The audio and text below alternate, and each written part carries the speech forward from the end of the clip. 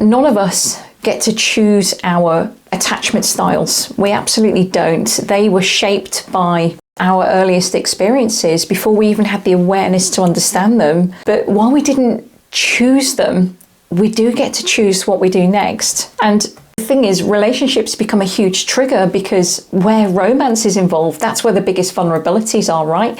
The biggest hurts and pain, and the biggest pain points. It's in romantic relationships, that is where you start to notice all of the difficulties, because relationships are like huge mirrors reflecting back your deepest fears and your insecurities back to you. If you want to learn to become more secure as a queer woman, it's not just attachment where you need to be placing all of your attention.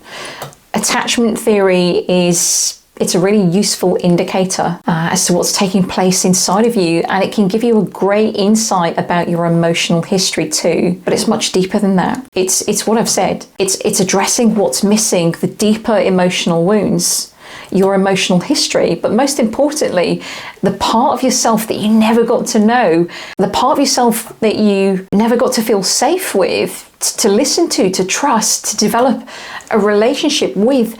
That part of you that should feel like home on the inside, that you can return to safely when times are tough. And so when that doesn't feel like it's there, it's time to be curious about what's causing you at an unconscious level to cling to closeness, even when it's not always healthy or you're not being treated right. Even when you're clinging to it, when you're being treated like shit, as if your life depended on it. Purity, when you repeatedly show up for yourself, whether that's through self-care, emotional regulation, or simply not abandoning yourself in moments of struggle. When you do that, you build that trust. And it's like any relationship, the more reliable you are, the stronger the trust becomes. And so when things don't go as expected, self-trust means that you don't spiral into fear or self-doubt. You know you can handle it, even if it's messy or uncomfortable.